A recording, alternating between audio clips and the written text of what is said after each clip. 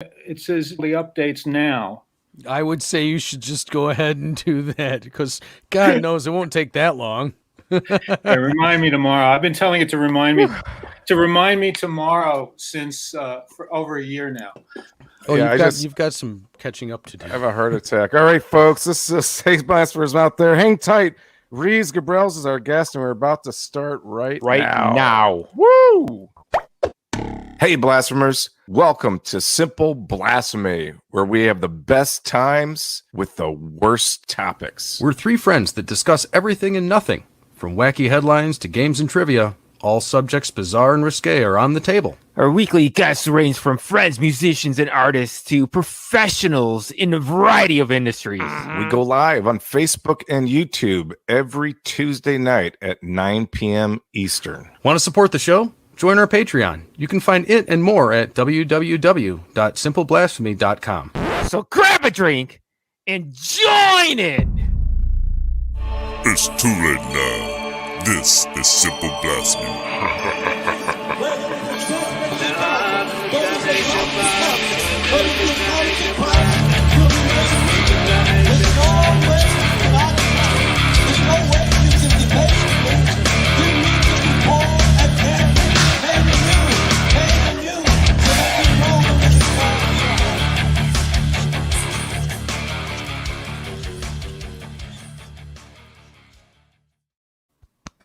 Woo! All right. Hi, I'm Batman. Welcome to the Simple Blasphemy podcast, all you blasphemers out there. My name is Zack Ward, and I have here with me always Andy's Batman. Hey, who's that guy in the corner over there? That's me in the corner. And in the spotlight, Mr. Zack Green. Nice. No, I'm not in the spotlight. And quit fucking squeezing my balls, Andy. All the info on this show can be found at simpleblasphemy.com, blah, blah, blah, blah, blah. This week's special guest is none other than Reeves Gabrels. Holy shit. Welcome back, Reeves. Reeves, And how you my doing? monkey. And behind my back is my monkey. You and your monkey. Hey, thanks for coming back. And your monkey.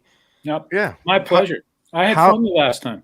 We're going to try to have more fun. I don't know if that's possible. No, I don't think so. I don't think I'm supposed to even say more fun and Funner. Okay, so Fine, everybody, we have Reeves here, of course. So if you guys have any comments or thank yous or awesome moments that are pretty short, be sure to just throw them in the chat. Last time Reeves was on, just about a year ago, we went over him growing up in New York City, a motorcycle / snowmobile bargain. Got into the Parker Fly. We got to talk about a little bit about David Bowie and a little bit about The Cure. And we are taking off the runway with Reeves's new single. We're just going to get right down to it. Oh, boy. So, folks, in the event that you, for some odd reason, are under a rock with internet access, apparently, Reeves has released with his imaginary friends Love TKO, a song that was written by Cecil Womack and Gip Noble Jr. It was written for soul singer David Oliver, which is actually a really interesting version that I'd like to go over a little bit. There's a big difference, I think, between that and Teddy Pendergrass. So, first of all, when was the first time did you hear this song, and what really turned you on about it? My first wife was a Teddy Pendergrass fan, and we were all. We got married young, and so I think I was I was in my second band. And we were all rock guys, that was what we, and Staten Island rock. Which is a specific strain.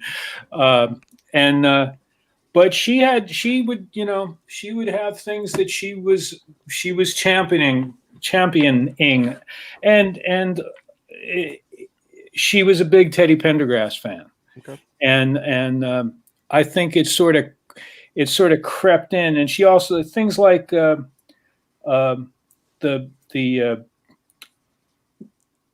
Donna Summer record with the four seasons. I think she did 4 separate albums about that, and then the album with Bad Girls and all that. I mean, that a lot of that stuff that predated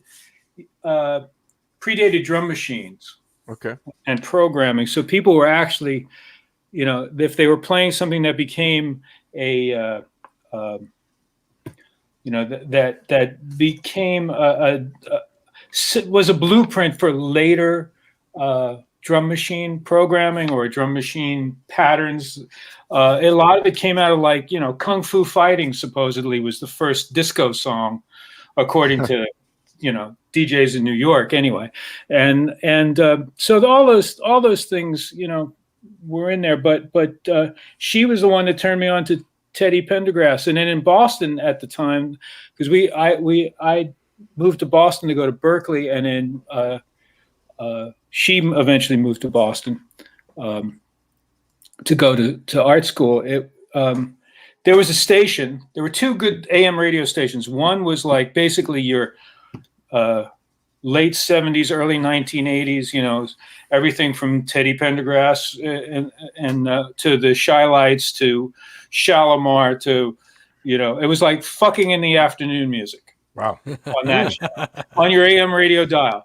And then if that wasn't working for you, there was a killer old school country station, which in a lot of ways feels like the antithesis of fucking in the afternoon to me. But, just with a different. So that's where the Teddy Pendergrass thing came from. And then in the early 2000s, when I was living in LA and I had a residency at the Baked Potato for which sort of a below the radar, but sort of legendary club, in the Valley in LA. I, for some reason, came up with this actually, now that I'm thinking about it, I had a band with Wayne Kramer before that, and it lasted that's about a casual mention there. About 2 months. And we did a bunch of covers, and then we did a couple of songs my songs that I sang, and a couple of songs that he sang. And one of the ideas I had was to do Love TKO really fucking slow, and so that when you hit that first chord, it was like when the blood comes out of the elevators in The Shining, I think it is. Yeah. Oh, yeah. So it's what came to be known as the pwa chord, because when you played it went pwa. And so, we did it if one night I thought we did it at 55 BPM. To get to the first chorus was 10 minutes. Sleepy time. So and then it evolved into this sort of ambient jam thing at the end. When did the Imaginary Friend? I'm pretty sure I've seen you guys do it prior, maybe 2018, 2017. Yeah. When about did you guys dive into that one? That version of it, or probably about that time. Yeah, well, like I said, I'd done it in 2002, 2003 at the Baked Potato, and then I let it go, and then no pun intended, right? Right, and then it cropped back up for some reason. When we started the Imaginary Friends, it wasn't really the Nashville version. We didn't really jam as much or we extended song forms, but we kind of knew where we were going to end up and where we were going. And at some point, 2018, we started doing it. We started jamming without any destination or any, just to see and that's where Love TKO came back into it.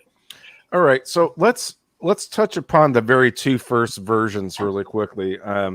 I gave these many multiple listens because I started kind of dissecting the ear candy that's happening, and David Oliver's versions there's horn hits in the background.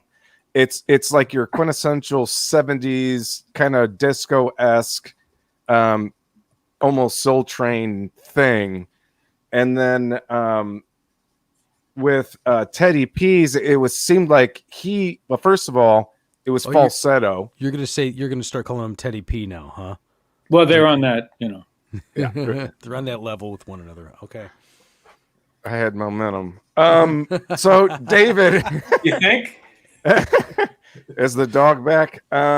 David had this very high falsetto thing, and then all of a sudden Teddy comes in and gives a very lower baritone, super soulful approach to the song. Were you aware of both versions at all at the time? I was aware of the Teddy Pendergrass version. It was only maybe 10 years ago that I found it was only with the advent of the internet. Okay. That I found the other version, but it was kind of like, what I pictured it. I'll put it in rock terms. Yeah. That it was going to be like I wanted it to be sort of like Robin Trower. Nice. Robin Trower with Neil Young singing an R&B song. Or, what's a good example? There's a song by Neil Young, When Your Lonely Heart Breaks, that's on the live, relatively obscure live Crazy Horse album, Neil Young Crazy Horse album, that almost has the similar feel. I realize over time that subconsciously I kind of leaned that way. Well, how about this? Why don't we listen to this? And everybody, I have the Bandcamp link in the song here, so find this. You can buy it, I believe, for as low as 99 cents, I think, or you can make a donation towards what goes into all of this, of course. Here we go, folks. Love TKO, a Reeves Gabrels and the Imaginary Friends.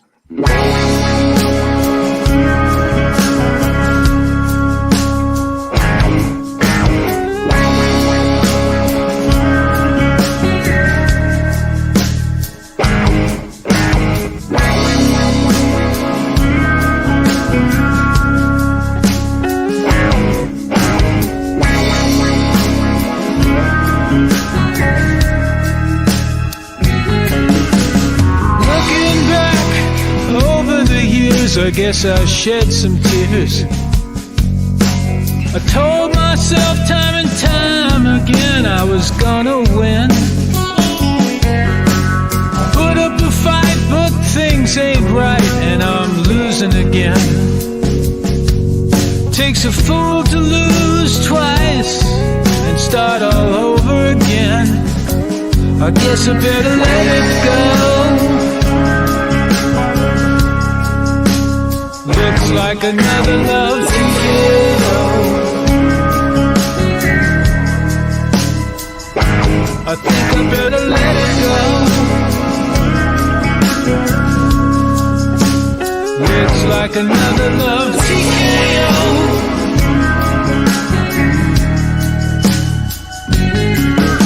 I tried to take control of love, but it took control of me. Start to lose all sense of time and have a change of mind. Taking the bumps and the bruises that come with a two-time loser. I try to hold on when faith is gone, but it's another sad song. I think I better let it go.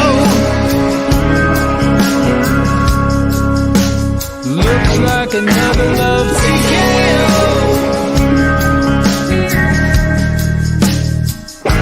I think I better let it go. Looks like another Love TKO.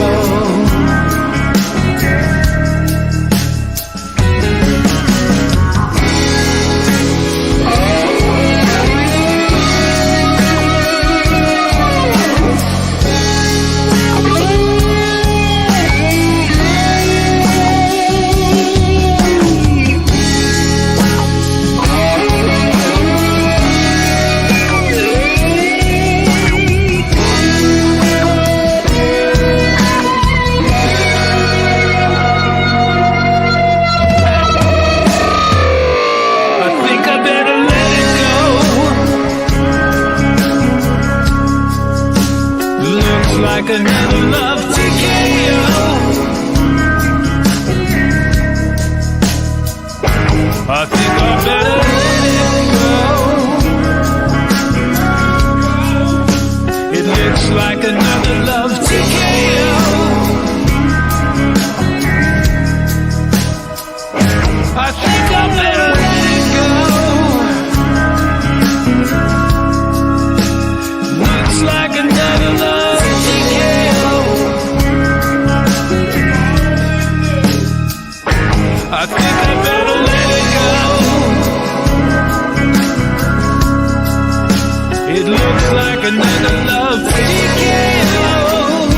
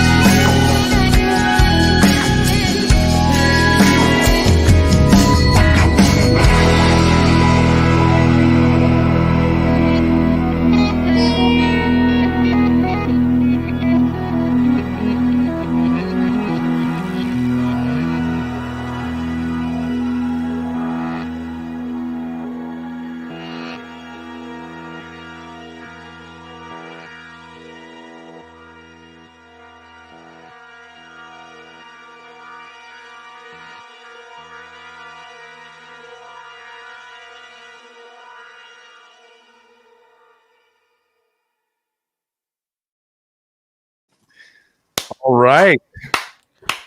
That was really good. And the monkey Awesome, is dude. closer. Wow. Yeah. Two things I need to say. Number one, I think I'm pregnant.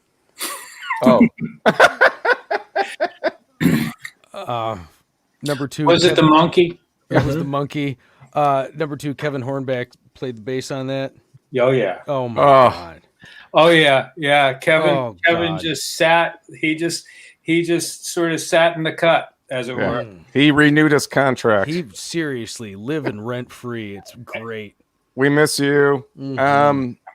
So And wait, before you say Please. anything else, The monkey wants Mark to talk. Sapia played drums and sang as well. Did the backing vocals with me, and Jeff Brown played percussion, because I mean, you've seen me with both with Jeff and with Mark, Right. more than likely, and I like playing with both. We've done gigs with double drummers, you know, and I would, you know, perfect situation would be if to bring them both out on the, you know, for gigs all the time, but you know, can't always do that. But this time, anyway, Jeff played percussion. Usually on a good number of the recordings, Mark has played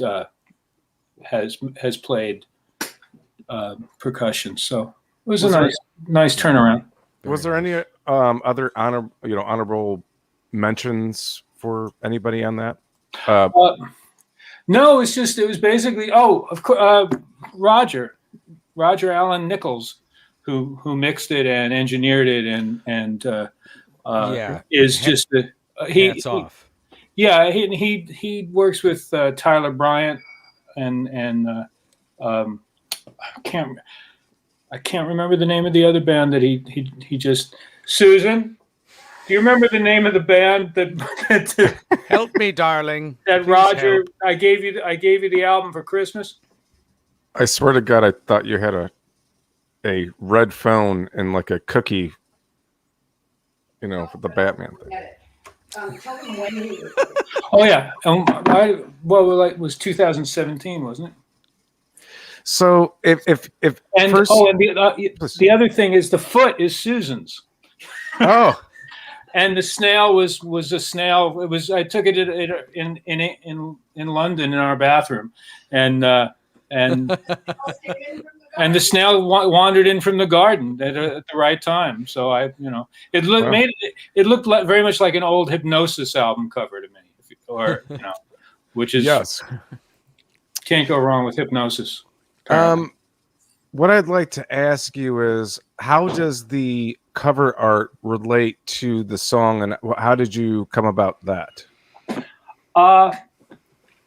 That happened because of a sense of impending doom. Huh. That's my favorite word.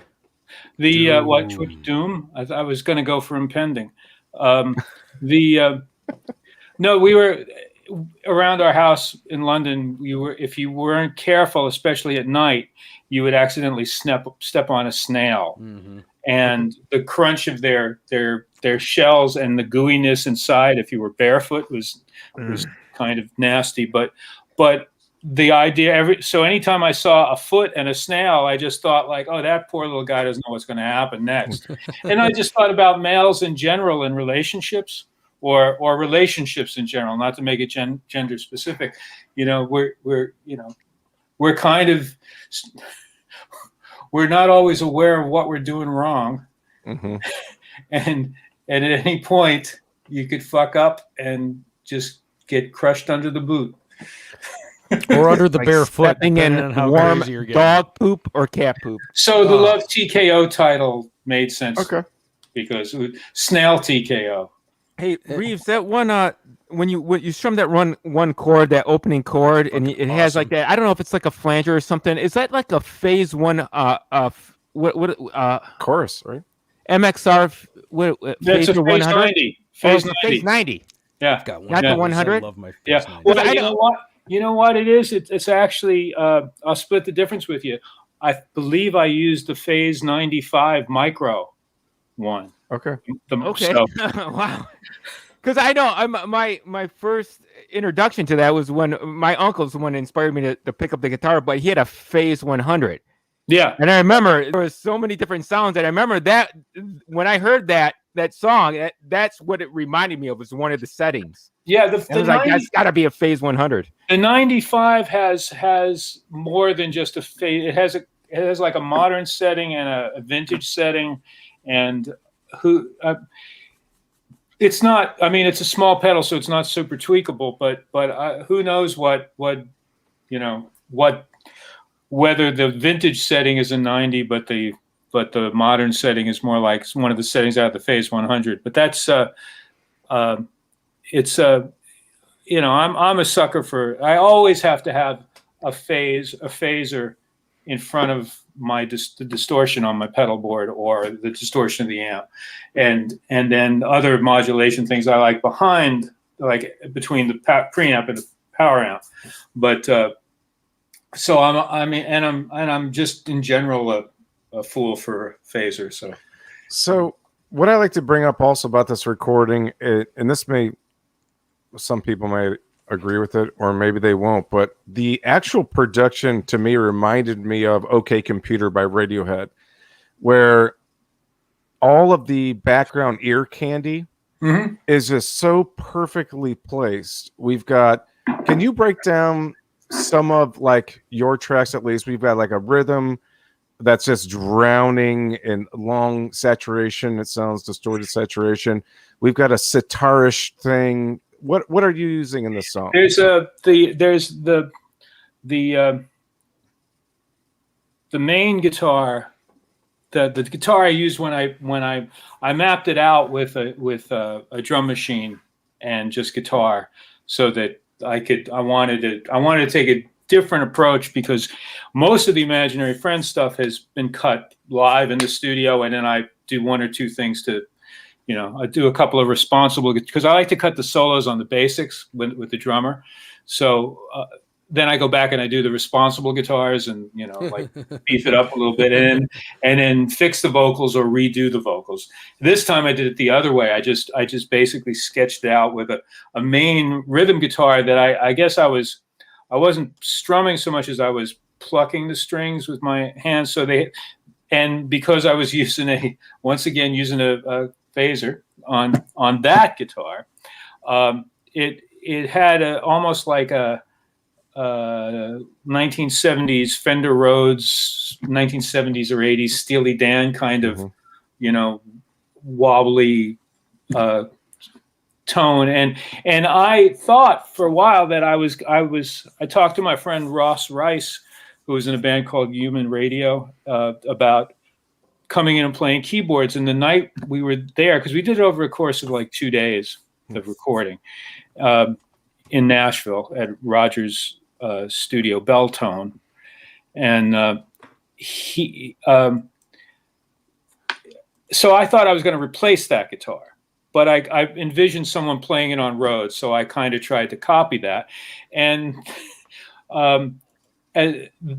Ross couldn't make it that night, so we just kept that. And I thought, well, maybe tomorrow he'll come over, and then we got comfortable with it. So there's that guitar, there's that main guitar. Then there's this sort of the slidey two-note guitar, the R&B guitar, which it could be Skunk Baxter, or it could be his name is escaping me. He played on Dobie Gray's stuff, and he's Drift Away. There's on Drift Away, or Rainy Night in Georgia, or any of those old school R&B songs. So there's that guitar, which is a Trussard Telecaster, run through 2 compressors to get that kind of squash and sustain out of a clean thing, and which Roger hooked up. I explained to him what I needed, and he goes, "Oh, you want me to use 2 compressors?" And then there's my RG Reverend guitar, which became the RG Sus with a sustainer in it. So there's on the solo in the middle, there's that, and then there's also a dirt bike on that as well.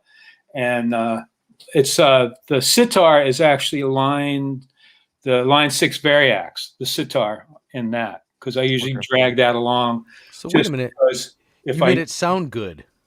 Well, you got to. No, that's super impressive. You That's you awesome. always have to figure out the limitations of the thing, and then you can either exploit that limitation and turn it into a totally new sound, or you can, if you're trying to sound legit, you just sort of stay away from the edge. You got to live. You got to live with All it. right, You gotta we know need the rules before you can break them.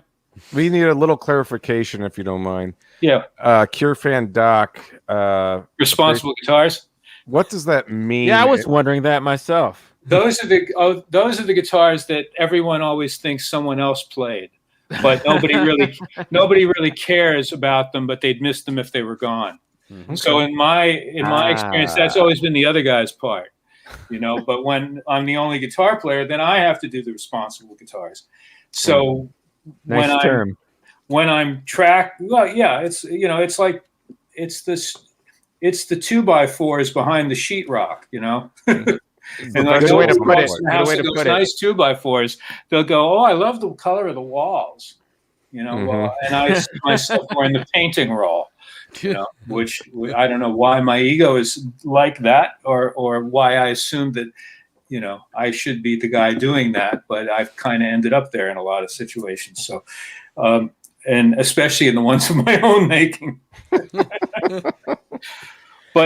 So the responsible stuff is like basically, okay, people need to hear what the actual harmony is in the chorus or in the verse, and what's an interesting sound that will convey that, and what can I do? Should it be guitaristic, or should it be guitar masquerading as something else? And you're not going to recognize it as guitar. You're just going to hear that it's a C major 7 sharp 11 or something, and that's when it goes into that area. It's like, is that a Rhodes through a phaser? Is that a guitar through a phaser? Is that, It sounds like you put a lot more thought into it rather than just hooking up a keyboard and being like, okay, I just need to drag that note. Well, and, there's I wish I had better hands for keyboards, but a lot of what I did through the, like on the Earthling record and the Hours record was I had a Roland hex pickup on my guitar, and then I had an interface, and I was running a Nord lead and a Yamaha CS1X and a Roland dance module that they put out before they cleared the samples, and they had to recall them. So then I bought a second one. Yeah, right. and then just so I was always I was aware that those things needed to be there. And all right. I digress. So, you do digress. I just, in closing thoughts about that, I absolutely love that recording. You guys, you can find Susan, if she doesn't mind putting in both of the chats, just the Bandcamp link.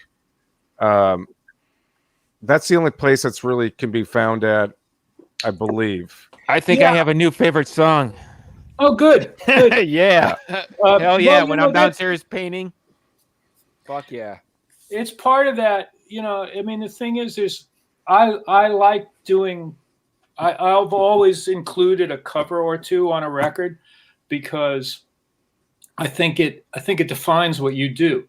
If it's a song that people kind of know or they can find and hear the original, then it makes it clear what you do to a song, like and that's on my first record I did a version of Bad Moon Rising, and on my well, it's too. I'm not going to list everything, but anyway, that's one reason for doing it. And Bandcamp, by the way, is really like what difference does it make where your music is available on the internet? When there's a place where you can get it, and all you got to do is put that in your browser, and you're there. It's like and over time I've ended up at the place that's the most like a record store to me. It's got the aesthetic and the way those guys approach it. There's nothing jive ass about it. It's not like CD Baby or they're not ripping anybody off. Right. Which really basically sets them apart from everybody else. Yeah, Sadly. They're kind of punk rock about it. They want things to happen point A to point B and not Yeah. And I get emails from time to time too saying that Bandcamp is letting everybody, all the artists, have 100% of their songs that are sold on Bandcamp. Especially this started to happen during COVID, which I just thought was so awesome and honorable in that respect. So, lastly, this isn't exactly relates to this song, but if you were to think back, 90s, when Andy and I were getting into Napster and Bear Share and things like that, just on the topic of that, what was your position on those pre-streaming services or stealing services, I guess? What was your opinion on that at the time, and has it at all changed up in here till the future? Well, when my second record came out, Ulysses Delano, that came out through CDDB was the name of the company. It was a software. I was an experiment for them, but they were making players. It was back in the day when making skins for your players on your Wave was a thing. It was 2000. Winamp. Winamp. And they wanted this database. They wanted me to. They were interested in having me be their sort of guinea pig for it because I had connections to all these other artists, like everyone from Public Enemy to David to the Stones to The Cure and so on. So they wanted to see how that worked in terms of the interconnectivity of everyone's fan bases and things like that. So they put that record out as a download only, and that year I was nominated for Yahoo's Internet Music Awards. The best internet only release was Amy. Was the artists were Amy Mann, They Might Be Giants, The Who, and me and the Black Crowes with Jimmy Page, because they put out that record. Really? And which had at that point Ken Haas's favorite guitar player, Audley Freed, was in the band then, and in the Black Crowes. Anyway, that Amy Mann won, and They Might Be Giants didn't win. What the hell? No. And as she was leaving that, or as I was leaving that night, I walked past Amy, and I used to give Amy guitar lessons, and she just ran up to me and looked me in the face and went, "I beat you! I beat you!" Which was really worth the price. It was really pretty funny. That's good. But what happened anyway? So obviously I was invested in the internet only thing, and I believed in 2000 that by that Christmas everybody was going to have these things that they could play these things called MP3s on, and they would be able to listen, be like the Rockman, and it would be a thing that was going to happen. It was going to be like, or the Walkman rather. It would be like when the Walkman came along and changed everything. Yeah. I think that sort of happened maybe 7 years later, but in the meantime, there was Napster, and the estimate was I sold something like 4,000 downloads, which was in those days like double platinum. But the argument was that if there hadn't been Napster, I probably would have sold twice that. But it was being stolen, Yeah. So. And that's the way that went, and I resented that. It's sort of like, everyone thinks we lead these lives of where money doesn't matter because you played guitar with David Bowie, but you've got to pay for your recording, the recording of your record. You've got all these things. You've got bills to pay. You've got musicians to pay. It's your occupation as well as your art, and it was on principle, if nothing else, it was outrageous. I thought that, and then he went, what's his name from Napster went on to Fanning, wasn't he? His last name Fanning. That sounds right. He went on to be employed by legitimate companies. Yeah. After he went to court and everything else. So I mean, it's a truism of the was it true at the late 20th century into now that, you know, the only shame used to be in the business world was when you got caught with your hand in the cookie jar. Now that's not even shame. There's no shame in that either, you know. It seems like in the post-Trump era, especially, but so how do I feel about it now? Which was the other part of your question. Yes. I you know, I think I believe that Spotify is paying money out for airplay. Oh, that's but awesome. I think that the one thing that no one has really discussed is they're paying it. People that are independents that don't have a record deal, that are just their own independent label, they're getting money from Spotify. But the artists whose albums are coming out on, you know, Universal or any of the existing labels, there's a deal between Spotify and the labels. And so the money doesn't trickle down to the artists because the label sucks it up. And so you're getting boned. I'd be happy to share my 1/4 penny with anybody on a major label if they want a refund of some sort. Let me Bandcamp's the only place that's ever paid me. Yeah. So God, there's so many different ways to go on this one. I mean, I just remember Napster and all this stuff. Would you say that art always has obstacles, and this is just kind of another thing that happens when people are creating art, whether it be paintings or music, or there's always obstacles. And it seems like even Spotify and these other places that provided you would never have your song, a guy in Toledo, Ohio would have his song be heard or potentially heard in Korea or China or Australia. And so, I mean, is it worth those few pennies for someone to hear your song to have that type of like potential audience?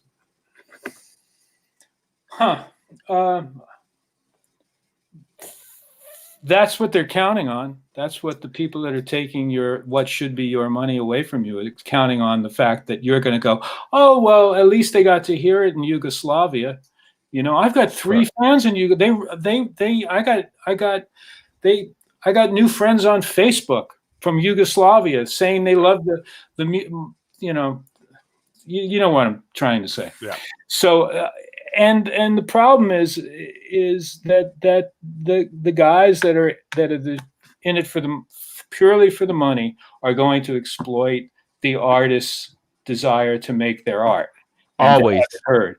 And that's always the way. That's been that way forever. Like you say, that's been that way forever. It's just there are more ways to do it now. And we're also aware of the amount of money that I don't think people were quite as aware about how ripped off they were back in the 60s. You know, but yeah, and the other classic is, Little Richard. Well, we'll buy you this brand new Cadillac for half your publishing. Right. And it's specialty records still. And I'm one of the lucky ones, so I shouldn't. I in explaining it kind of can sound like I'm complaining, and I'm not. I'm just answering your question. I try not to talk about these things. All right. Well, let you me could have just said no, pass. let me sidestep this, but on the same subject, but sidestep to kind of slightly different. Because back in the 70s, 80s, and even into the 90s, like bootlegs were huge. In fact, some of my fondest memories was going to a place called the Mad Hatter in Bowling Green. Andy, back me up on that one. Oh yeah. And you could go buy a bootleg. Now, I didn't realize that at 17, 16, 18 years old what technically was going on, but you could get shows, you could get VHSs of the concert you went to a couple weeks ago if it was big enough. Yep. There was Marilyn Manson concert that came out of there. I always could find myself in the Marilyn Manson things. I was still pretty religious at the time, and I wouldn't do the horns I would do like the love. I love And I see you, that Marilyn one Manson. hand in the crowd that wasn't saluting Lucifer. Anyway, Manson converted me on that front, I suppose. So as it relates to bootlegs, was that an actual big deal or a problem back in the day? Because it was a physical, it was a physical object that had to be sold. Yeah. It wasn't something that you could download. It wasn't as widespread. And I'm actually not old enough to know what that was, because I was in Catholic grade school at that point. But I do remember seeing a clip of Neil Young going into a record store, and I think that's in his archives, that he's slowly putting out. And he was just taking everything that was everything with his name on it that shouldn't have been in there. And in 1992, I went in Roppongi, I think it was, in Tokyo, where I can't remember the part of town where it was like the sort of the 42nd Street of Tokyo, and it's where all the bootleg stores were. And there was a guy that was the promoter for Japan, which, as David said, once you work for Mr. Udo, you don't work for anybody else. And so Mr. Udo, though, the deal was, if you were there and one of his guys would because we had assigned to us, we had a Japanese crew that worked with our crew. So we had two one was the Japanese tour manager, one was our tour manager, and they were great. But they would take us to these bootleg shops, and we could have anything we were on and 10 of anything else. Wow. But the implicit in that was, but you don't cause any trouble. Huh. And sounds about right. Yeah. And so I was, what are you going to do? At least if we can't cause trouble, at least I can get, 20 or 30 VHSs that I have to figure out how I'm going to get back to America. So there was that. But I didn't, there was also a little bit of a romance to it, I guess, in a way, and that kind of sucked us in. And it was also earlier days for me, so I was flattered that anything I played on would show up being bootlegged. Of course, it didn't occur to me that it showed up because David Bowie was the singer, but I figured that out eventually. But it was a different time, and it was everything was different. We couldn't do anything we do now. We couldn't have done the things we did then with the technology we're surrounded by now, because there's cameras everywhere, which is another thing. Yeah.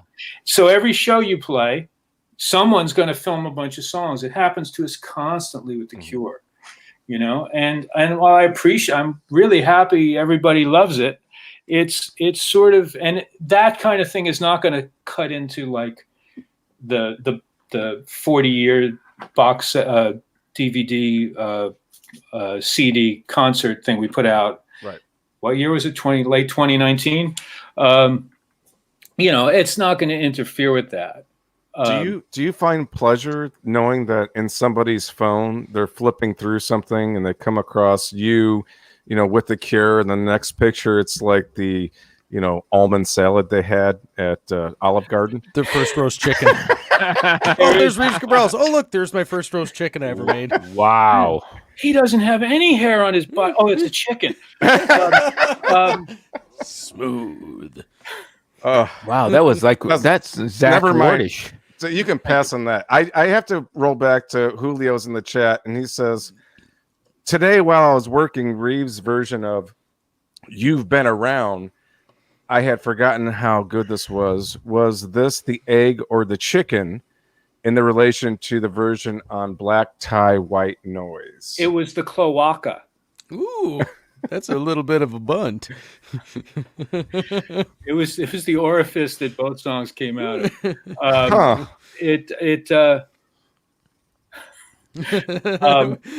See, we didn't talk about poop. We didn't talk about penises, but we're talking about the cloaca. Right. So no, that was the first.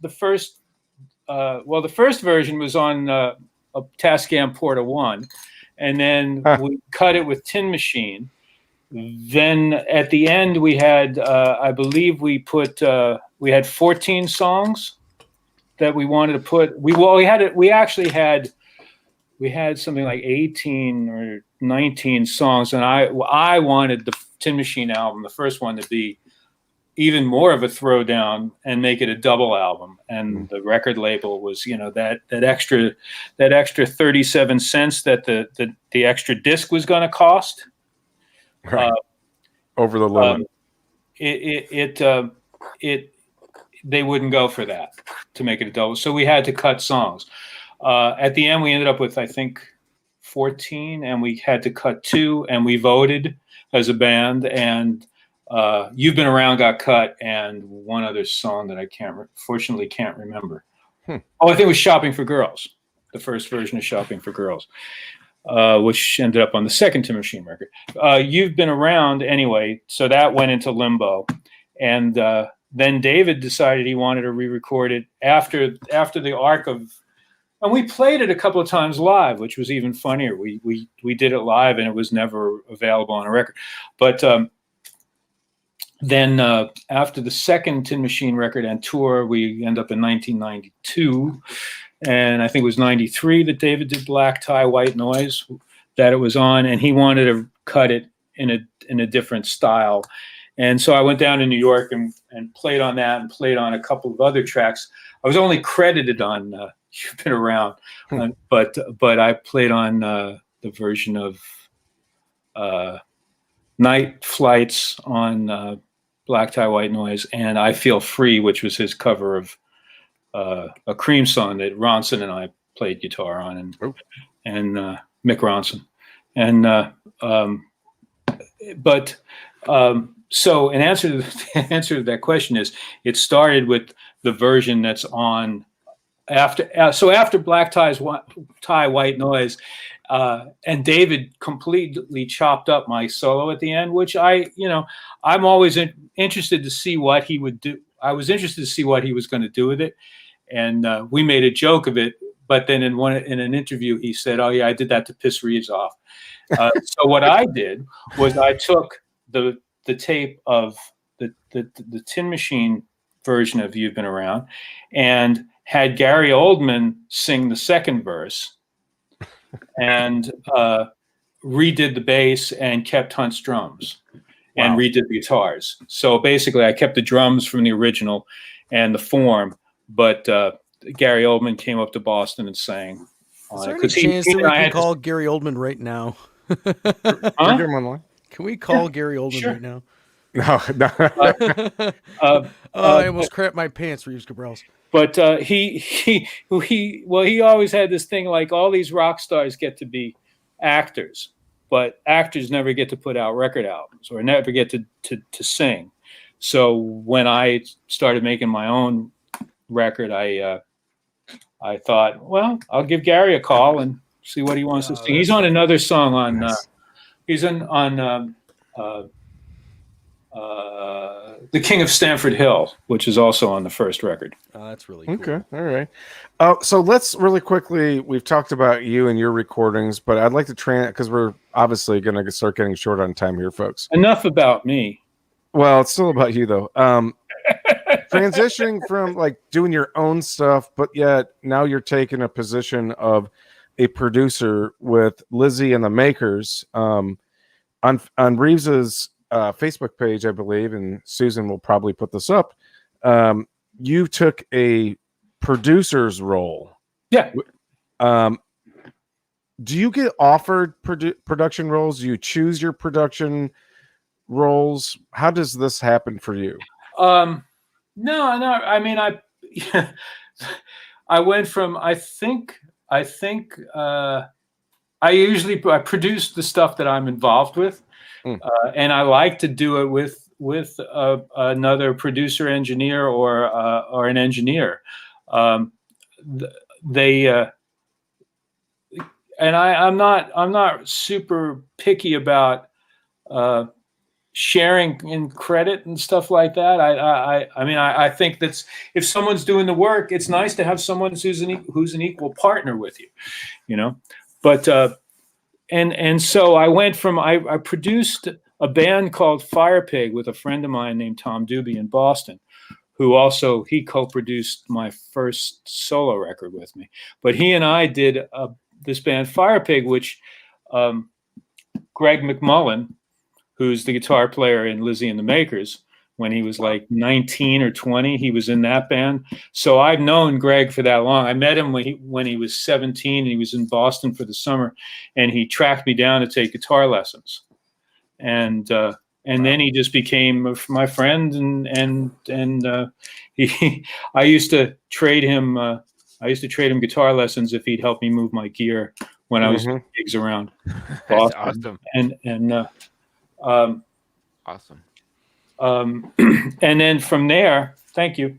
I have wine. Cheers. So from there,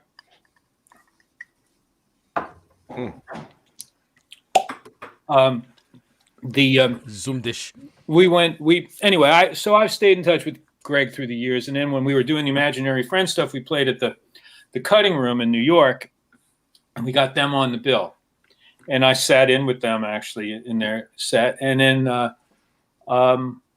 in the downtime in 2018, I would go down to New York and sit in with them when they were playing, just because I needed to play or kill something, you know, and it just kind of worked out that was something I was interested in. And then Mario McNulty, who co-produced the record, he was a friend of mine, and I had worked with him on. He had asked me to, when the remake of Never Let Me Down, that Bowie record, David always wanted to redo it, and I was always against it, and because I wanted to make new music, you know, not redo one of the albums he's already done.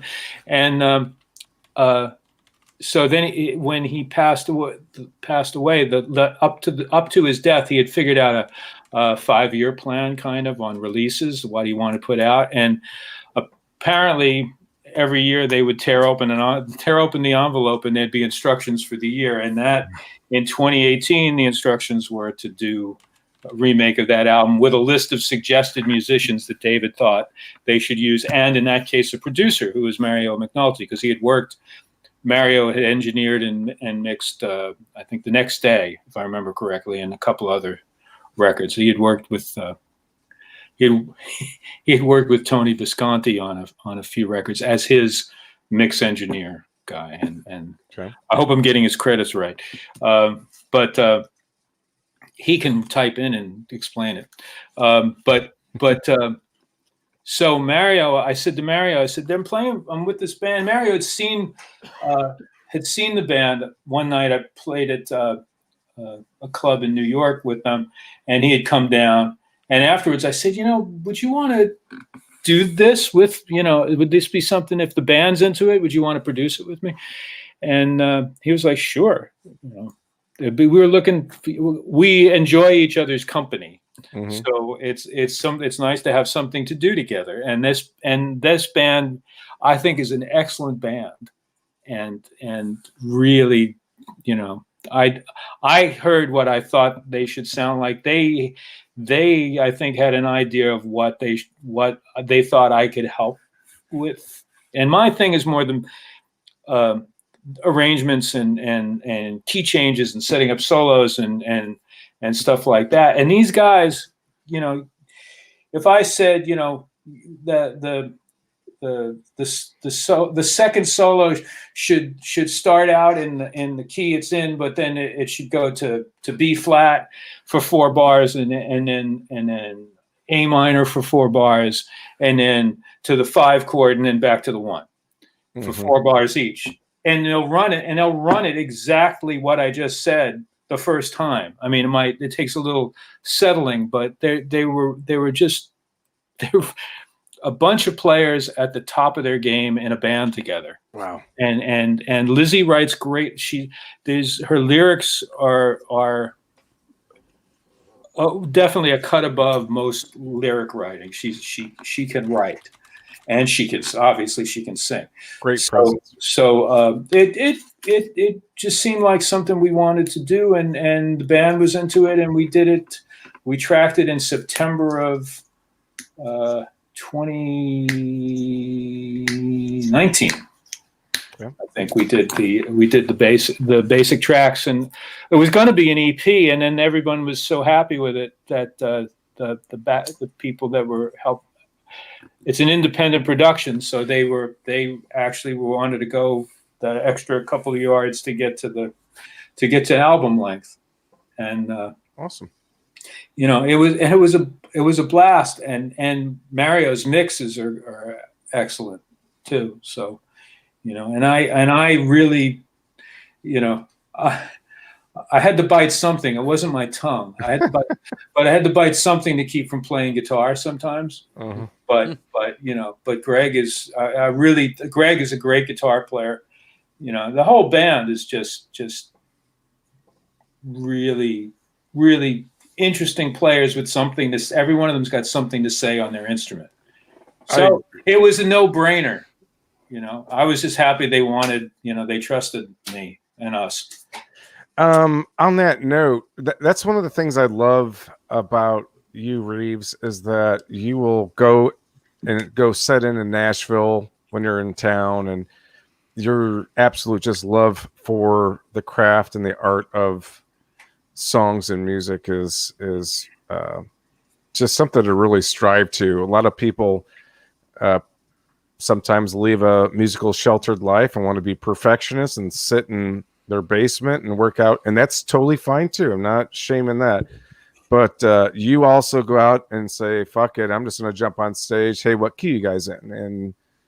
And kick some ass. And along with that, we definitely want to give a shout out to our moderator. I wanted to pick a photograph. Susan is doing all of the answering of questions and things like that. So I haven't seen. Thank you. We look so old and stable. Really? and especially with the bracing in that window, it looks like it was like from 200-300 years ago. Yeah, You guys arguing about I should say cheese? adult instead of older. Yeah. Adults. Adults. So let's we're getting already some Cure stuff happening and teasing. I do want to pull up Cure friend. Hey, Cure Reeves, friend. before we get into that, please can I just ask something really quick? Yeah. And I was just curious about this because I'm starting to get into other people's work and stuff like that. Like, do you have a guitar tech, or when you're touring with the Cure, or do you do your own work? I'm not really comfortable answering that question.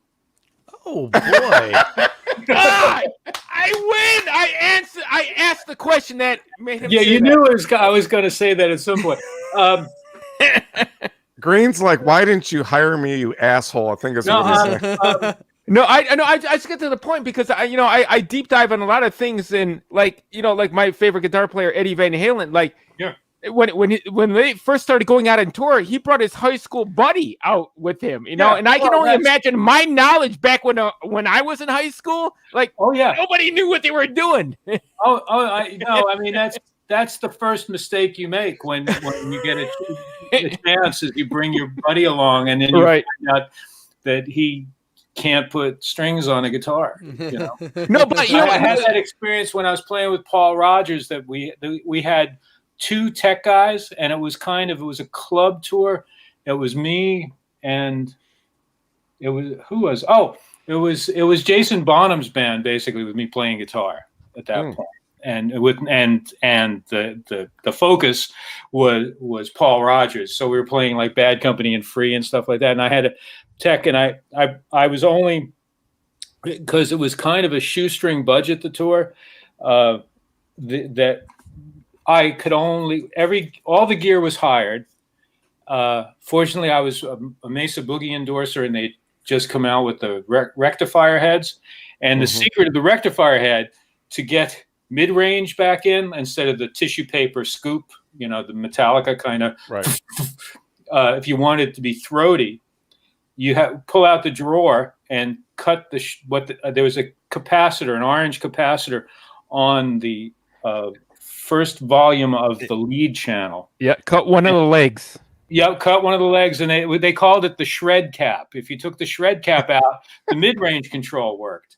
So all across the territories we were playing in Europe, every time I would get a new amp in a new territory, the first thing I'd do is open it up and cut the leg off, and then put it back up. Every time You gave it a bris. they got they got a modified boogie. And to this day, I wonder. There's like there were a couple of them in Europe in the '90s that I had done that to and not told anybody. And I wondered if, like, at these different rental companies or whatever, they were going, there was one rectifier that sounded like really good. It wasn't this one. Yeah. Or the opposite. This one sounds like shit. It's got all this mid-range hump in it. And I want to shred, damn it. yeah, it's getting in the way. One time, all you have to do is cut one leg of one thing, and it's completely different. All right, folks. But to answer the question, Al Robinson is my guitar tech. Okay. On the road now, and because I'm running 2 Audio Kitchen 50 watts with two or 4x12s for that, and then a high watt, and I've got a bass 6, and I've got 13 other guitars out, acoustics and electric sitar and blah blah blah. I couldn't. It is. I mean, it's a lot for him to do every day for me to just, prance out on stage and have him hand me a guitar and I'm good to go. And he knows what, there've been nights when I've tried to change guitars and he's gone, no, because I'm coming towards him to get another guitar. And I'm wondering why he hasn't walked out on stage. You're walking on stage like this, and then you get to the end and you turn around. Nights when I'm done playing and I look and I come out of the sort of trance that I get into while the song is happening, and I'll come out and I'll look up and he's standing there holding a guitar, kind of like this is not to cast any aspersions, but kind of like a dog that holds its own leash when it wants to go out and it's just looking at you. He's standing there holding the guitar like, oh hell yeah. So it's a really vital role. I mean, and he's the guy that's feeding you, if you were an astronaut, he's the one that's keeping you tethered to the ship.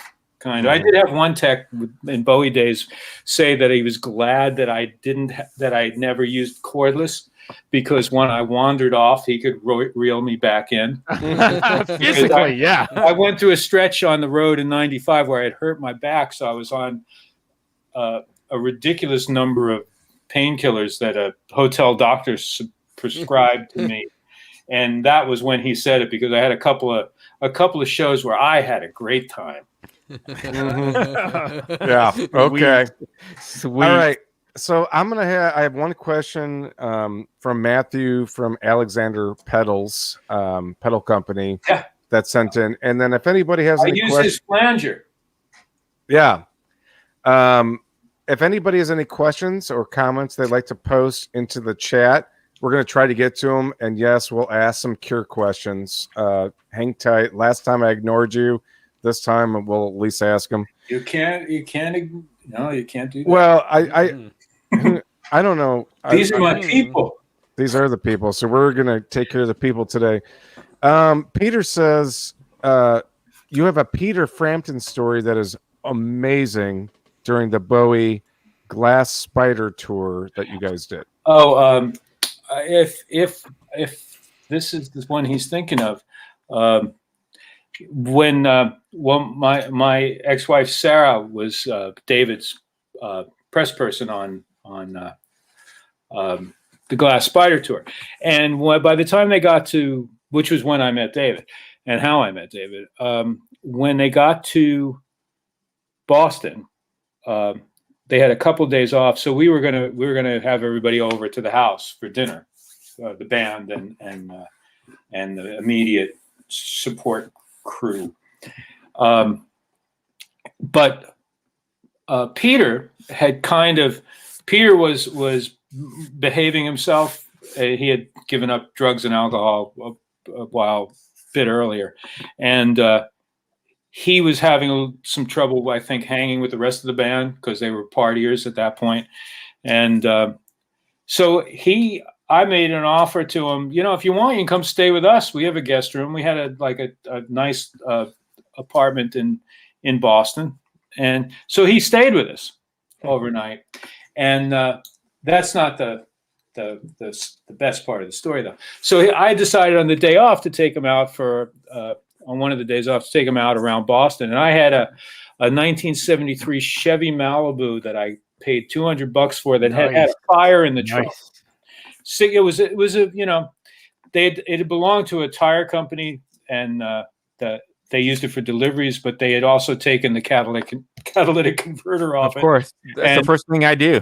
And it had a fire in the trunk, and the trunk had you couldn't really put anything small in it because it would fall out of the holes in the trunk. But the paint was a little peeled, and it looked like the last of the V8 Interceptors from Mad Max. Nice. And I had tried to clean it up a little bit with spray paint, and the driver's door did not open. So you had to get in through the window, or you could go in through the passenger side. Dukes of Hazzard. So anyway, and it came with 2 8-tracks when I got it. Waiting for Columbus by Little Feat, and Frampton Comes Alive. So you too wasn't the first one to do that when you got your iPhone. And it was in the glove. They were in the glove compartment. And we're driving. We're listening to Little Feat because we both like Little Feat. And I'm driving along with Peter, and I said, "Open the glove compartment, take a look." And he opened up the glove compartment, and he looked, and he's wow, he goes, "I can't get away from this." And he puts it back in, and we're driving along. And we pull up at a red light, and there's 2 women it was spring, summer, in a convertible, 2 young girls, probably BU students. And they're kind of looking over, but Peter leans past me like I'm sitting there driving, and he looks around me at the girls in the car, and he pops the glove compartment open, and he takes the 8-track out with Frampton Comes Alive on, and he goes, "Oh my God." And I guess that's the story. That's awesome. Frampton, that is awesome. Peter, I've been, I spent a lot of the last year going back over the stuff that the primordial ooze that I came out of musically, and that Blue Oyster Cult line about from Burning for You, Time to Play B-sides. I've always found that sort of poignant, like to have time to play B-sides. I mean, now, what's a B-side? But so there was a lot of stuff that either I couldn't afford to buy as a kid on an allowance, or even when I got older as a kid trying to pay his rent. and so music that I missed that I felt like I should have heard at the time, or B-sides or stuff I didn't dive in deep enough to. And I bought it's in my top 5 without a doubt, is Humble Pie at the Rockin' the Fillmore. And there's a set that came out that has Peter, that has every night, every show they did. And at that run at the Fillmore, it's like 4 nights, 2 shows a night, I think is how it went. And Peter is, he didn't get the credit he deserved because he got too famous. He didn't get taken as seriously as he should have been, but Sgt. Pepper kind of did a little bit of that too. Always, yeah. And a guy that, his thing was, everybody was into the Kings at that point when he came out, and he goes, why is Freddie and Albert and BB, why are they okay, but Kenny Burrell isn't acceptable as an influence, or Freddie Green, or and what he brought to that, and probably one of the reasons why I tend to like the tensions available, or extended harmony, is because of what I heard in Peter's playing before I was even playing guitar. I remember the night I heard Rockin' the Fillmore, and that album and the Yes album with Steve Howe on it, the first one, the one with the piece of film on the cover. But Frampton is just, his sense of harmony and the fact that it was never derivative, and you could never listen to him and go, oh, that's a Tal Farlow lick, and that's a Wes Montgomery line, and that's a B.B. King thing, and that's a Clapton, and he never had any of that. Well, something to aspire to, something original. I only got to hear him. Awesome. I only got to hear him once, but I will tell you, folks, if you have not, this is a little bit later in his career, towards the end. Well, he's still around, so I don't want to say that. If you look up Peter Frampton Black Hole Sun cover, which is an instrumental, you will shit yourself. I saw that live. Huh. Peter so anybody Frampton out there that's got a little bit of constipation, or needs a relief, this is my promise to you. Have you heard that version, Reeves, or no? Yeah, I've heard it. Yeah, it's what's nice about it too is that it's a song we know. Mm-hmm. Yeah. So again, it's a case of when you hear somebody cover or play a melody that or cover a song, you can hear what they are by the way they play something you already heard done. This is what the inside of my intestinal tract looks like. This is what it sounds like when I do your stuff, or when doves cry. That's the big leap with everything is that why should anyone want to hear your version of it? Right.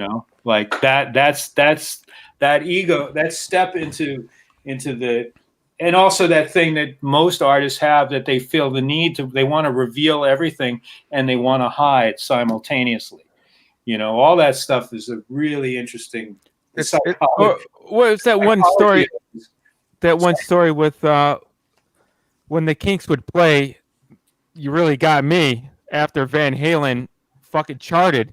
The Kinks would get up on stage and say, "Okay, we're going to do a Van Halen song." Yeah, and that's another band that I've been listening to. I never had any of those. Like I had Lola versus the Power Man, that Kinks album, but I didn't have Everybody's in Showbiz, and there were a couple of other records of theirs. Sunny Afternoon is one of my favorite songs to play. Yeah, but they're just. I mean, the humor in that would be. Yeah, just like that. That's what I wanted to say about that. Is that the humor that they got out of that? Is that means the world to me? Yeah, exactly. We're going to do a Van Halen song. All right, so we can't go super late here, folks, so we don't want to impose on all your time, but there are a few questions, and Jennifer here has a really good one. She asked us a long time ago, so I'm trying to cover a little bit of ground.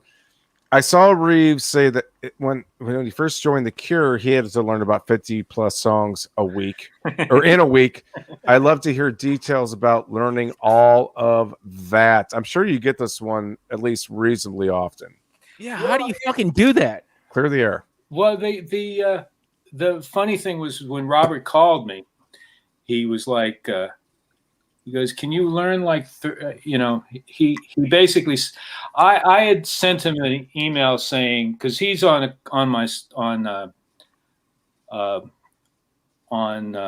remember which record, on Ulysses. There's a song that he and I wrote together, and then on the next and that's one of your solo albums, by the way. Folks, my second solo record, and then on the fourth one, we do a version of "Sign from God," which is a song that he and I and Jason Cooper did together under the name Orgasmo for the South Park guys. Yeah. So I wrote to Robert. I said, this was the summer of 2000. This was spring of 2012. I wrote to him and I said, I'm thinking of coming over to England for a little bit, and do you want to get together and let's maybe write a song like we did for Ulysses? Just, for no reason. I'm getting a new record together, and for no reason other than to do some, to do it. And 3 days later, he writes back and he goes, "Sorry it took me so long to get back to you." And historically, it sometimes would take Robert a month to get back to you. So 3 days was like, I was like, well, and he says in the same email, he says, "So what are you doing?" And I said, "Well, 3 days, it was only 3 days. So that's cool. And I'm doing what I said, which is I'm going to come over to England. I want to know, you want to do something?" And he goes, no, writes back again almost immediately. "No, what are you doing the whole summer?" Oh. And I went, all right. If you're asking what I think you're asking, I'm not doing anything I can't move. Hell yeah. He goes, "Well, we should talk on the phone." So we talked on the phone. He says on the phone, he says to me, "Can you learn 30 songs in a month to do the, Yeah." And I said, sure. I mean, in my mind, I'm thinking I'm in Nashville. We learn 30 songs in an evening to play the next day. So, I mean, that's just the nature of that life there. And so I said, yeah. So nothing happens for a week. And then I get 10 songs and then or 15 songs, and I start working on them. And then I don't get any more. So then I wrote to him and I said, what about the rest of the song, the other 15? He goes, those 15 I sent you, forget about those. We're not going to do those. He goes, I'll send you I'll send you the file this week with everything. And the clock is ticking. So now I'm about 2.5 weeks out. So another half a week goes by and nothing. And then it comes, and I've got about a week and a half, and it's 54 songs. Nice. Whoa. And I liked The Cure. I played with those guys, but I didn't have those songs. A lot of the early stuff, I mean, I kind of came on board with Head on the Door. And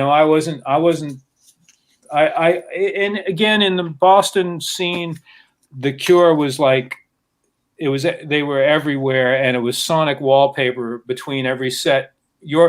Any club you played at, you would hear Cure between the band before you and your set. While you were setting up your gear on stage, The Cure would be playing around you. And then after your set was done, you'd hear them again. They'd show up somewhere in the playlist.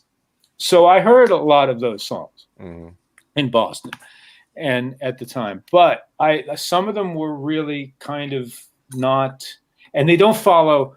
One of the reasons why you can learn 30 songs in an evening in Nashville is because most of them are following the standard 1-4-5. It's all tonic, subdominant, dominant, and that's it. Maybe you'll get a 2 minor or a 6 minor chord in there, but it isn't. The only surprise is the lyrics. Sometimes the music is pretty pat, and that is the Cure are the antithesis of a harmonic motion that you've heard before, or they're not. It's not music that's rooted in it doesn't have a blues root like a lot of American does. It has a classical root, or it has a different kind of blues root like gypsy jazz would have, or it has a lot of Middle Eastern stuff in it. And fortunately for me, I kind of pursued that stuff anyway. But if I keep these answers shorter, you'll be able to get to more questions. Yeah. So the point. Wrap it up, man. Come on. The point is, I charted everything out. Because I had only so much time. Plus, I had to get my gear together to go over. And Susan was putting together a carnet of my gear. And my eventual guitar tech, Chris Boyle, who was the guitar tech between Can Lally, who was the guy that came with the gig. He had worked with The Cure before. And Chris came in the middle and then Al at the end. But Chris was helping Susan get, Susan actually refurbished a flight case I had that had the inside of it had rotted out, so I could put guitars. I mean, she was doing triple duty. Now she's always doing triple duty of some sort. But anyway, so I made started charting the songs and kind of in real time or in a linear fashion, and not learning them until I got to the end, and I had made a book, and so I was trying to transcribing stuff, and then I went back and started learning them, and by then it was like 3 days before I had to go to start rehearsal. So then I flew over rehearsals with the book. So I went halfway through the summer I made an 11 by 14 binder book, and I would arrange the songs in the set order every night. And just as a safety thing, I could flip the pages with my foot. And what put me off it finally was we were playing in Leeds. It was out the festival in Leeds, and I would flip the pages with my foot just so that when I needed it, I would be on the right page. But I had flipped it to the song we were doing was Friday I'm in Love, which is not a difficult song. Is that a B-side? No. Yes, I never heard of it. Yeah, you're pulling my leg, right? Yeah. Anyway, so I'm strumming it. I'm happily strumming a G chord, but the camera that for the live broadcast, because they were doing a live broadcast, comes across the stage and lingers on my book, and it basically just says Friday, and it's got 4 chords written on a piece of paper, and like how stupid is he that he can't remember those 4 chords in a song that you hear everywhere? Yeah. You don't know a musician. The shame of it made me commit. I mean, I had committed it to memory. It was just a crutch. And now we're up to in 2016 we had 2019 we had 126 or 127 songs from the catalog, and I have them all in a book because sometimes we'll settle on there's a bunch of songs we have to play every night because everyone will be disappointed without it, and I love playing them. They're new to me, and then there's the songs that we think everyone needs to hear, and those are the darker, more dangerous things, maybe some of them, and so you don't always get to everything. Or if we do multiple nights, when we played 3 nights at Madison Square Garden, we did a different set every night. So then you're awesome. Digging in deep into the catalog, and you're still playing the core of like maybe 15 or 20 songs that were the hits, But what a curse that is, having 15 or 20 songs that were hits. As long as you have the cure, you're fine. That was a dad joke. Shit. Trying to transition. So that's the answer. Thank you for asking the question. Okay. Sorry it took so long. If we ever have the opportunity to have Reeves on again, we're going to pick the 4 questions for the hour and a half prior to the show. Let's transition back to David Bowie. We have a question here from Great Gigs. Would love to have an update on the much mooted Tin Machine box set if Reeves hasn't covered that yet. No, I haven't covered that yet. It's something we really want to do. There's different people in different aspects of. Is this an envelope thing? Of Bowie world and the people involved in Tin Machine. Everyone has a different. I mean, I'm convinced I'm right. And if they just leave me alone, I could assemble a box set. There's tons of unreleased stuff, and there's albums that are not available. And I have everyone's interest at heart, and everyone would be happy with what was done when it was done. But there's a lot of people that are resistant, or a lot of people want to cash in now. I thank you for that answer, because now we'll probably be on TMZ. Let's keep. That's a TMZ. Was that a TMZ answer? Well, you said if just people would just come. Trust me here, folks. We're starting the drama. You know what? And it's not. It was always a 4-way split, the bands. So why should I be the one to do it? Yep. Because I'm the best choice. Yeah, if you have a problem, you can please write your answer on a letter. I have to answer this. It's Hunt. No, it's okay. Okay. Ladies and gentlemen, Gary Oldman. Okay, so a few more questions, and we got to call this, folks. What are we going to call it? First and foremost, before we even end any of this, two things. Please find Reeves on his Facebook and or his Twitter. If Susan will be so kind, I will put it back up on the prompter to follow his whereabouts and the projects that he is producing and or putting for purchase, like Love TKO. But I have to ask the Cure stuff. Like, what's the like state of the union for Cure as it relates to like new albums, or a lot of my guys that I talk to, they do have summer festivals booked.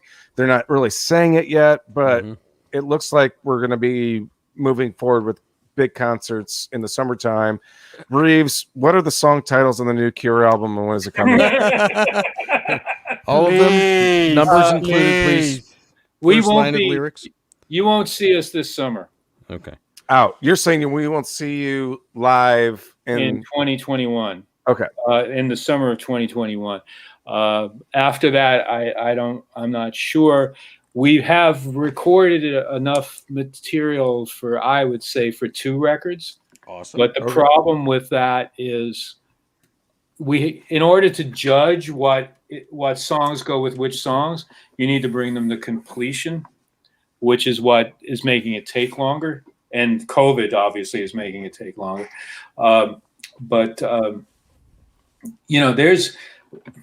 There's plans to maybe do something in the fall, and then there's plans to do something all next year, in 2022. Well, how has COVID affected the whole Cure camp? I mean, you guys are a democracy, right?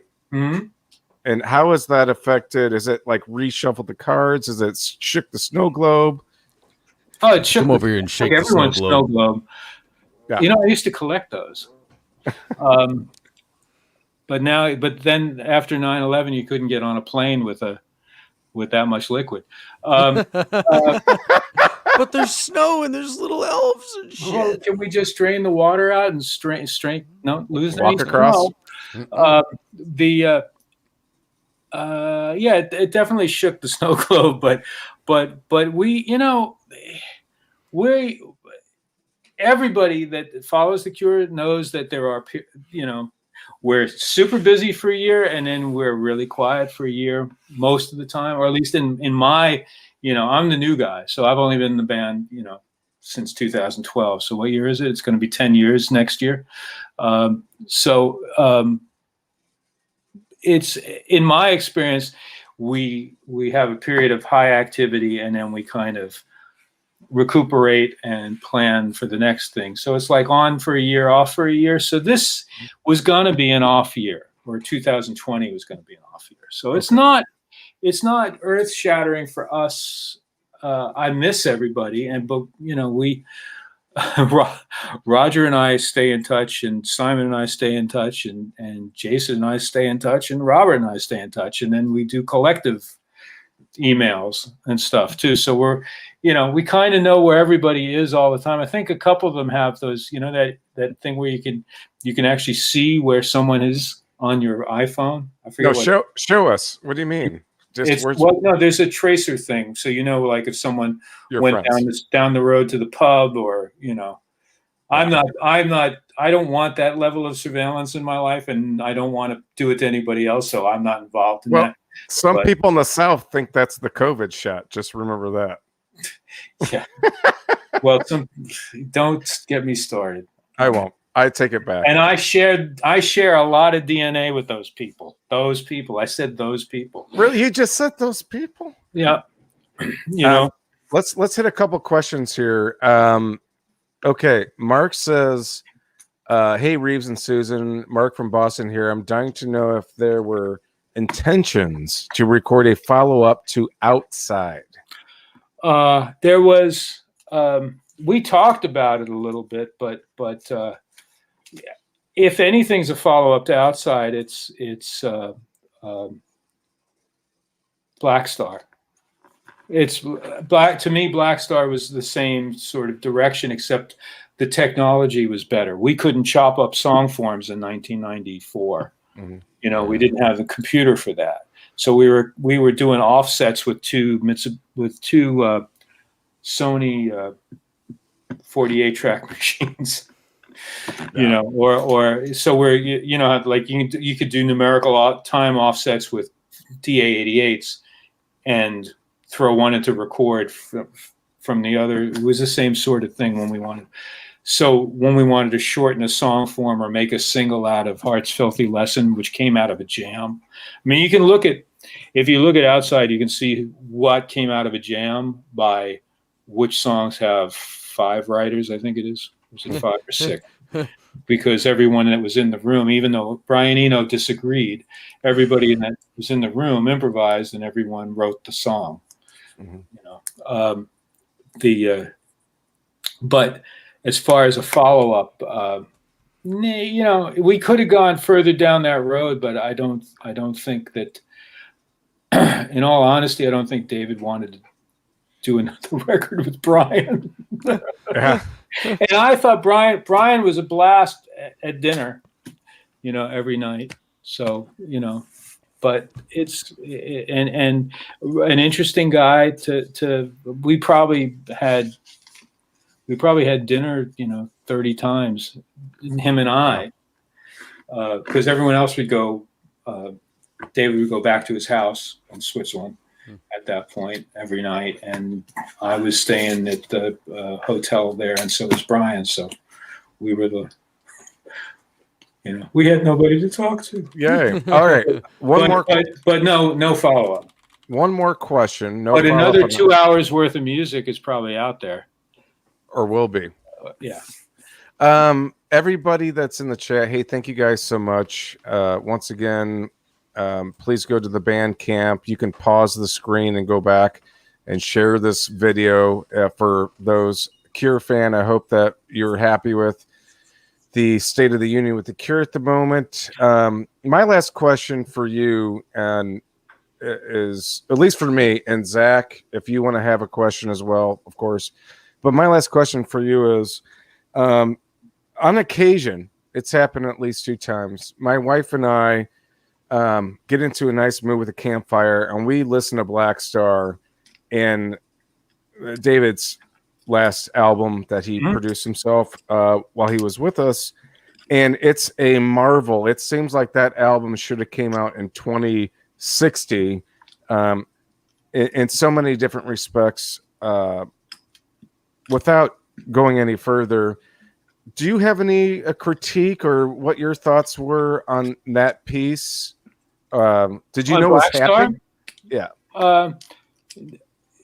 No, I didn't know he was. I didn't know when the record was coming out. I mean, what's funny about it is it came out, and I think it was a Saturday night. We watched. There was a thing on television. I think it was even of. Why am I thinking that? Anyway, we listened to the album, and I was struck by it. But I went to bed that night, and in the morning I woke up, and apparently I was like, Susan said to me, "So what's something bothering you?" And I said, "I had the strangest dream last night. I dreamt that David died." And then the following night, around 2:00 in the morning, Susan saw a post from Duncan, from David's son, that David had passed away that evening. So about 12 hours before I woke up, I had a dream that he had died. And what was funny about that was after that happened, I didn't.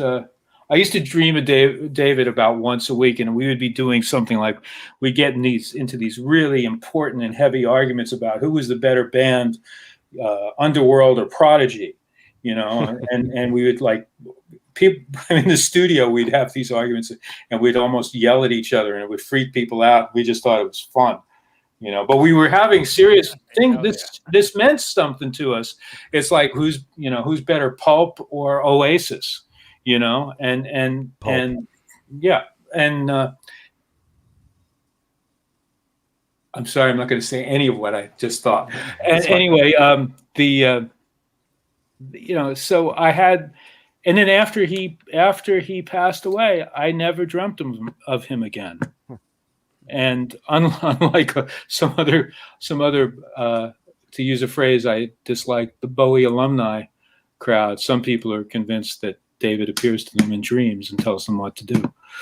But like the Sovereign, he played a part in a show called The Venture Bros. Actually, he wasn't part of the show. They just made David Bowie this character called the Sovereign, who was in charge of everything, and he could turn into an eagle. Yeah, it's kind of we have to have heroes. They help us move on. It's going into mythology, right? But the thing is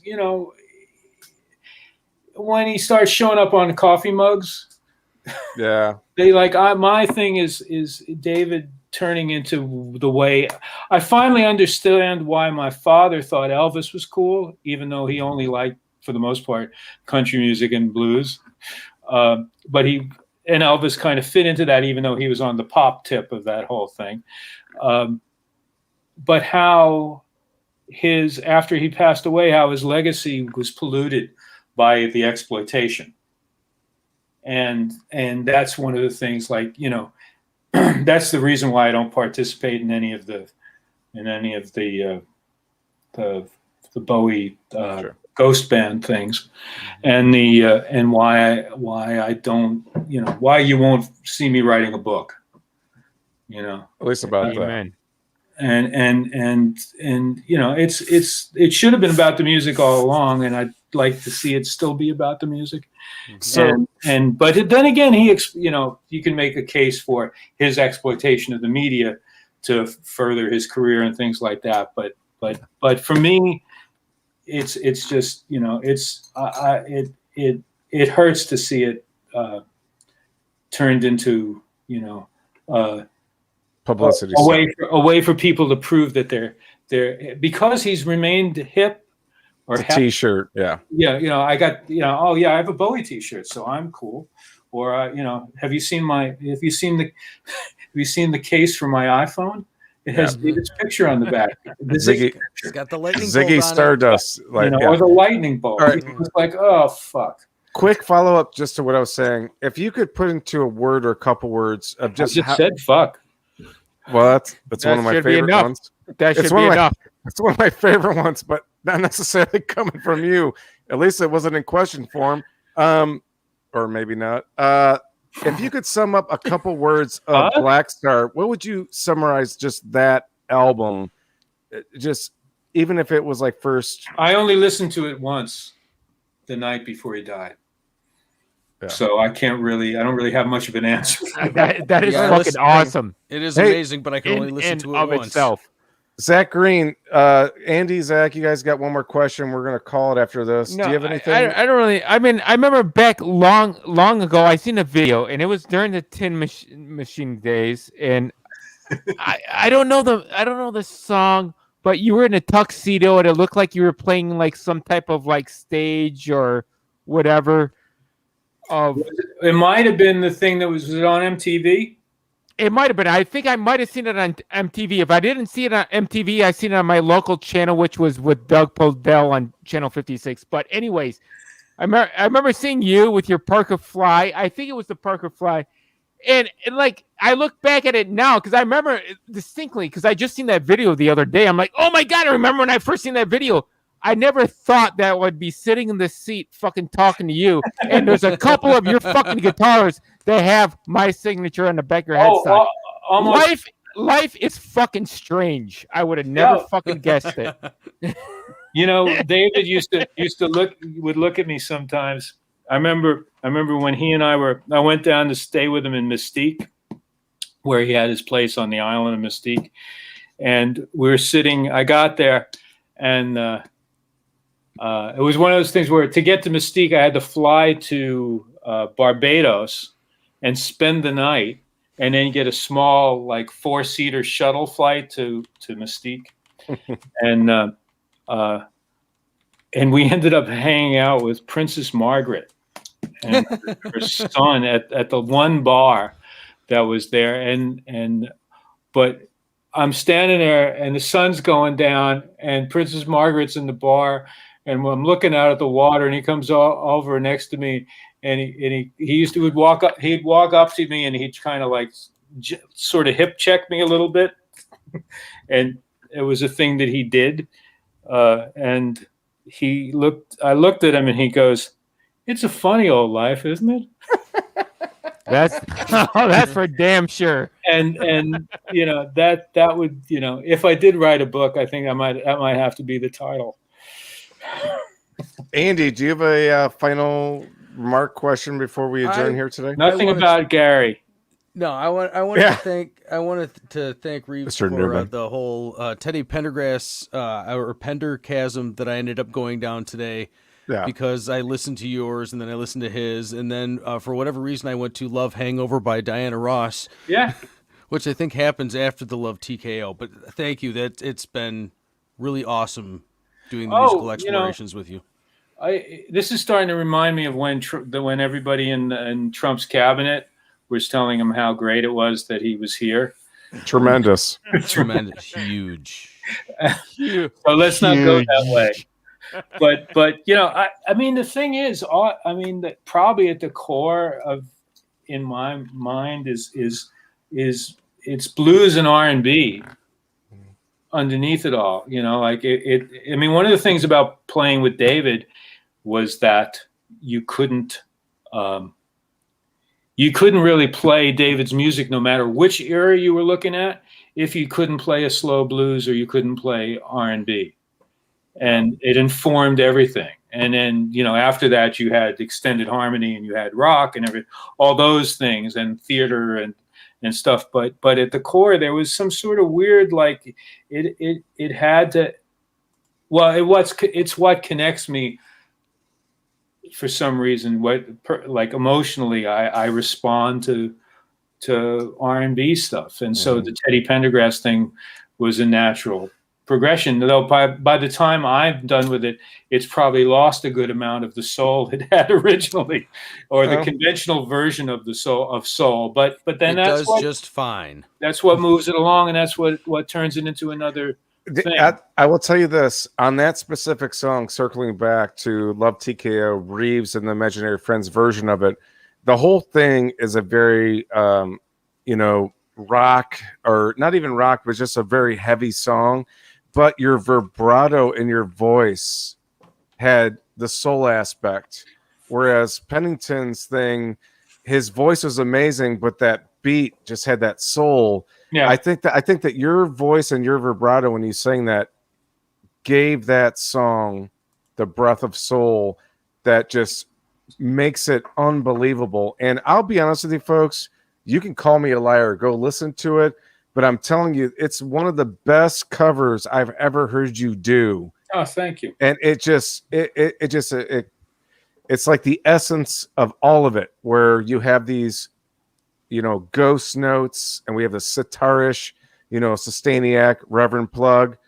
You know what I forgot to mention before? There is a guitar in the background on the outro that is volume pedal into an octave reverb with the RG with the sustainer in it.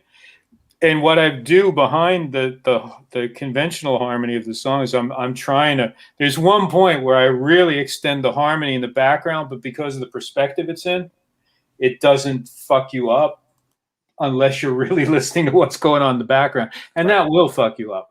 But that's the thing that I dig about that, is the fact that I get to play with the harmony in a less frenetic single note kind of way, which is where I often, my baser instincts take me that way. But in fact, this is a little more orchestral in the way I did it. Plus the fact that there's no keyboards on it forces you into a certain thing, but also is cool, to do that. I mean, one day I would like to do the Imaginary Friends with a second guitar player full time, to fill it out. Sure. Mhm. But Yeah. there's something about the trio. You had no flutes or horn hits either. So And you know what, Reeves? I did For have the re- triangle though. I got there is triangle, which was a joke in the 70s in this one funk band I was in, was if you could afford someone to just play triangle, you'd made it. you made it. Hell yeah. Hey, You've made it in the elevator. that's right. Hey, Reeves, for the rest of the week, I'm going to finish out my work week, and I'm going to be building 4 Reeves Sustainiacs, and I tell you what, that is my favorite time at work. Is it that because I love doing it. I love doing that stuff. When I talk to Ken, he still is sort of like, Dude, that is when I fucking shine. It's involved. That is me, 100%. and the gold one, the gold one I got recently is just spectacular. That's become my new favorite. That one and that guitar, and then the Dirt Bike Royale is actually. Did I say that? Folks, It's like a Big Mac, except in Paris. folks, I hate to say this, but contact your local dealer if you do want a Reeves Gabrels, because we are actually sold out for the whole year of all your guitars. Yeah, through get on the wait 2021. list, bitches. Believe it or not, that is true. You might be able to grab them in the dirt bike next year, but you're going to have to stay tuned for that. I'm going to have to erase and edit that last comment. Reeves. He said it. I was just He doing said it. it. I just wanted to say that I was working on the Sustainiac. If I get a pink slip, I love it. I was just doing a Greg Koch. if I get a pink slip, I'm calling Susan. That's all I got to say. Susan Other will than write that- you a I'm always excuse in a perpetual state of being in trouble, so I'm fine. You're from Detroit. Okay, That's right. so folks, we have reached the 1 hour and 51 minute, which I was trying not to go this long. Thank you everybody That's for. still shorter than we went the last time, isn't it? It's about. I was trying to be a gentleman with the time. Everybody, thank you guys so much for hanging out. Please go check out the links. Tomorrow, if you're hearing this while we're live, I will put actual monkeys. No, I mean I will put actual hyperlinks in the description on the YouTube channel. I'm hitting the hot tub right after this with that monkey. Oh yeah. with that monkey. Now, all this reminds me of is Indiana Jones, where the monkey dies and he says, "Bad dates." I have known this It's a monkey. date. I met this monkey when I was probably around 8 hours old. Wow. Okay. Really? That's a legacy shit. monkey. We may, in fact, have been born together for all I know. Damn. Birthed from the same cloaca. Apparently, if anybody doesn't know, little trivia, we are 99.9% the same genetic makeup as a chimpanzee, by the way. They are our genetic relatives, not descendants in that respect. It's but anyway, like working on a guitar. It's amazing what you can do with a couple fucking parts. it's true. Thank you guys all for hanging out. That's in the Bible. That's It is. Oh, it It's is. a fact. Look it up. Yeah, especially a couple extra parts, whatever. Not going to hell. Who cares? This is Simple Blasphemy. We can talk about You that. can only go there if it exists. Trust me, a lot of our friends are going to be in the Netherlands. You don't even want to go upstairs when the after party is actually downstairs. Enough with the cliche. Thank you guys so much. We'll see you next week. Thank you to Reeves. We'll see you later. Thanks, Whoa! Reeves.